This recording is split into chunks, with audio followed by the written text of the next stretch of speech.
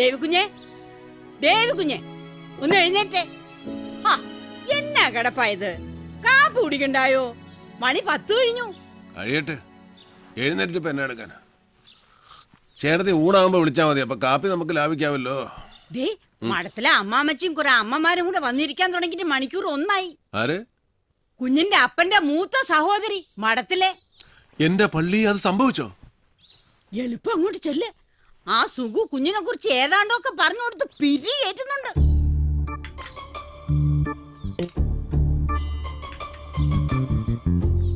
ഈ ഗ്ലബി പോക്ക ഒന്ന് നിന്ന് കിട്ടേണ്ടത്. അതിന്റെ സെക്രട്ടറി എന്നൊക്കെ പറഞ്ഞാ അത് വല്ല ഗുണമുള്ള കാര്യമാണോ? നഷ്ടമാ നഷ്ടം. അച്ചായന് 2 പിടിപ്പിക്കണമെങ്കിൽ അത് ഇവിടെ വെച്ചായ പോരെ. ഇത് കണ്ടവനും പോണവനും പള്ള നിറയെ കുടിച്ചേച്ച് ഡേവിഡിന്റെ പറ്റിൽ എഴുതിക്കോന്ന് പറഞ്ഞൊരു പോക്കല്ലയോ? നേരത്തിനും കാലത്തിനും പെണ്ണ് കെട്ടാത്തതിന്റെയാ കൂടുതലും. ഒരു പെങ്കൊച്ചു ഇവിടെ ഉണ്ടായിരുന്നെങ്കിൽ ഇത് വല്ലതും നടക്കുവോ? കറക്റ്റ് അമ്മാമ്മച്ചി. അല്ലാതെ ഞാനിത് എത്രാന്ന് വെച്ചോ ഉപദേശിക്ക. ഒരിക്കൽ ഞാൻ ഏതാണ്ട് പറഞ്ഞപ്പോ എന്നോട് പറയുവാ, വണ്ടി ഓടിക്കുന്നവൻ ആ പണി ചെയ്തേച്ചാ മതിന്ന്. അതൊന്നും കേട്ട് നീ പിന്മാറണ്ട. ഞാൻ പിന്നെ മാറിയിട്ട് വേണ്ടേ? എടാ, പെറ്റ തള്ളയുടെ സ്നേഹവും ശകാരവും ഇത് രണ്ടും അവന് കിട്ടിയിട്ടില്ല. അവളങ്ങ് പോയില്ലയോ ചെറുക്കൻ 5-6 വയസ്സുള്ളപ്പോ. അപ്പനാണെങ്കി അത് അങ്ങനൊരു കഥ. ശരി, അവൻ എഴുന്നേക്കാൻ ഭാവമില്ലെങ്കിൽ കിടക്കട്ടെ. ഒന്ന് മഠത്തിലോട്ട് വരാൻ പറഞ്ഞേ, സമയം കിട്ടുമ്പോ. എന്നാ നമുക്ക് ഇറങ്ങിയേക്കാം. എന്താ? അതാ നല്ലത്. അന്നാമോ, ദേ വന്നേ. ഉടനെ ഒന്നും എഴുന്നേക്കുന്ന ഭാവമില്ല. അമ്മമാര് ഊണ് കാണുമെങ്കിൽ പറയണേ. ഇല്ലെന്നമ്മേ, ഞങ്ങൾ ഇറങ്ങുവാ. എന്നാ ഇത് അവന്റെ കൊടുത്തേക്ക്. റോമിന്ന് വെഞ്ചരിച്ചതാ. ഇതൊന്ന് കൊടുക്കാൻ കൂടെ വേണ്ടിയാ ഞാൻ ഇതിലേക്ക് കയറിയത്. പൊക്കോട്ടേടാ സുഖുവേ. ഓ ശരി അമ്മാമ്മച്ചി.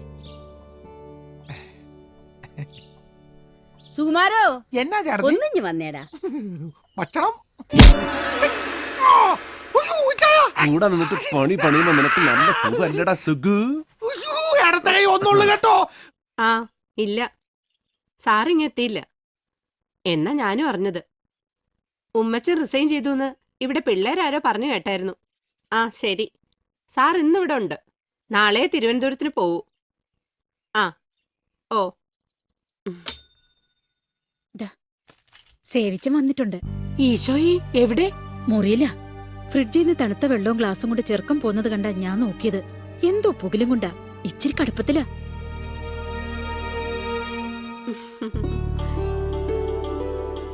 ഇന്നായാലമ്മേ ഇത് വെച്ചോ.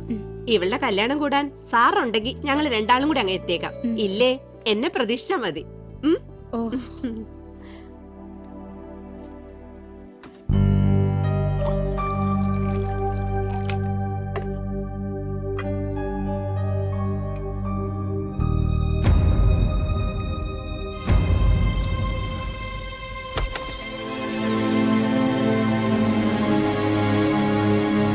ഇതിനിപ്പോ രാത്രിയെന്നോ പകലെന്നോ കണക്കൊന്നും ഇല്ലാതായോ സേവിച്ച?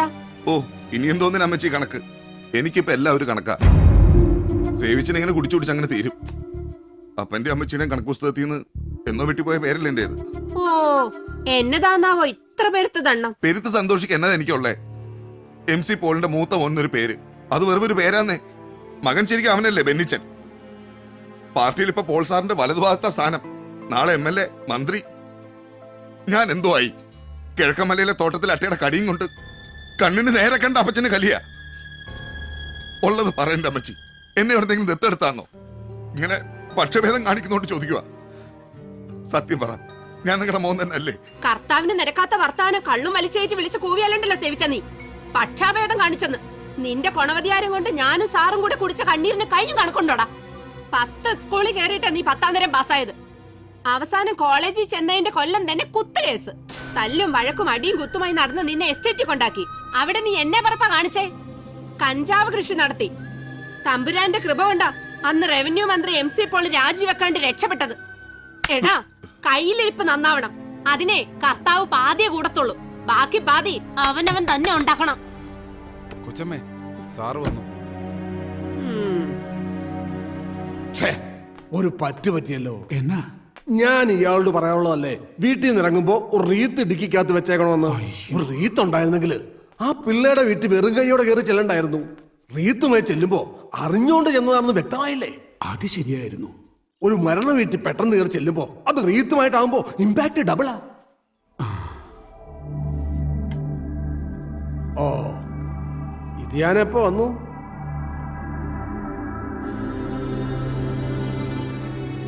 അതെ, ഭരണം കയ്യില്ലാത്ത സമയം, പാർട്ടിക്കകത്തെ ഇഷ്യൂസ് വേറെയും. ഇതിനിടയിൽ നീ ഉണ്ടാക്കുന്ന അട്രോസിറ്റീസ് കൂടെ മാനേജ് ചെയ്യാൻ എനിക്ക് പാടാം. അതുകൊണ്ട് ഇവിടെ വല്ല അത്യാവശ്യവും എന്ന് വെച്ചാ ഇവളോ ഞാനോ അങ്ങ് മേലോട്ട് എടുത്തോന്നോ മറ്റോ അറിഞ്ഞാലേ നീ കോട്ടയം ജില്ലയിലേക്ക് വരേണ്ട കാര്യമുള്ളൂ. കടുത്തുരുത്തി MLA ഉമ്മച്ചന്റെ രാജി ആവശ്യപ്പെട്ടു. അവിടെ നടക്കാൻ പോണ ബൈ ഇലക്ഷനിൽ ബെന്നിച്ചനെ നിർത്താനാണ് എന്റെ പ്ലാൻ. അതൊന്ന് കഴിയുന്നവരെ നിന്റെ ഉപദ്രവം ഉണ്ടാവരുത്.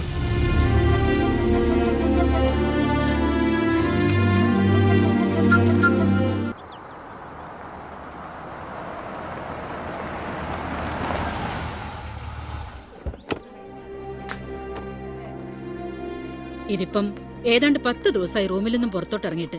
കഴിക്കാൻ നേരം പിള്ളേര് പിടിച്ചു വലിച്ചോണ്ട് വന്നാ എന്തേലും ഒന്ന് തൊട്ട് വെച്ച് എഴുന്നേറ്റ് പോവും. ഇങ്ങനെയായാൽ ശരിയാകുകയല്ലോ.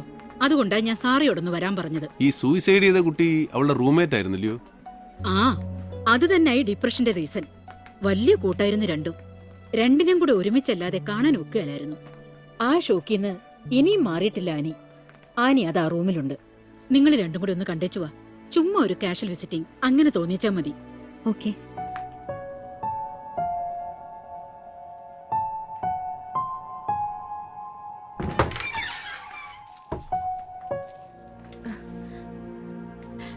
ഇത് എന്നാ കോലവാടി?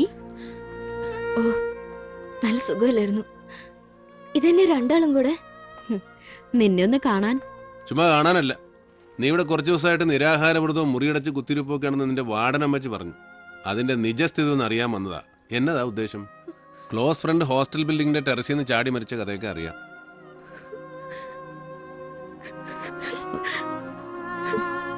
ദാ അവളെ കരയിപ്പിച്ചു.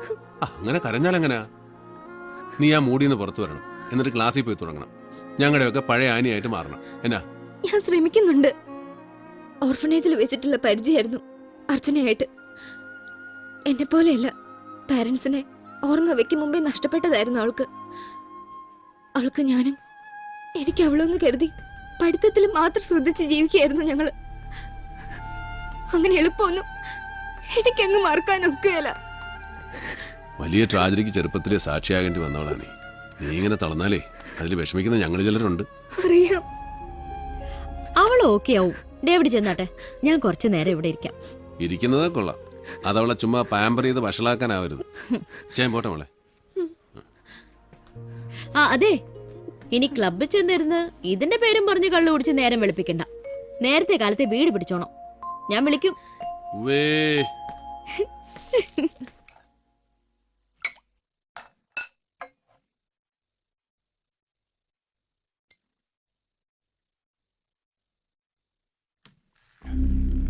ബെന്നി, നിന്റെ പേര് അനൗൺസ് ചെയ്യുമ്പോ സ്പ്രെഡ് ചെയ്യാൻ സാധ്യതയുണ്ട് ഒരു സ്കാൻഡൽ.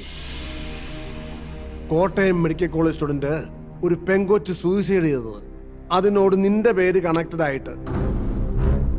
മനസ്സിലായല്ലോ? അത് അച്ഛൻ പുച്ഛൻ പറഞ്ഞു തുടങ്ങിയപ്പോ മാതച്ചായനെ ഞാൻ നേരിട്ട് വിളിച്ചു പറഞ്ഞ ഒരു ന്യൂസ് കില്ലിംഗ് നടത്തിയത്. ഇലക്ഷൻ ആവുമ്പോ അതൊരു വെപ്പണായി മറുപക്ഷം എടുത്ത് ഉപയോഗിക്കാൻ ഇടകൊടുക്കരുത്.